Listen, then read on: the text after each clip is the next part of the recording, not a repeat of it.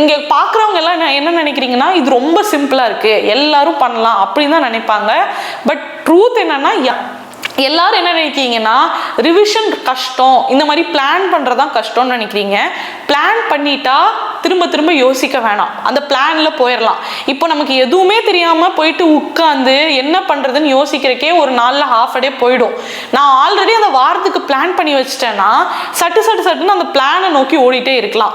அதே மாதிரி ரிவிஷன் ரொம்ப நேரம் ஆகுங்கிறது இட்ஸ் அ கம்ப்ளீட் மித்.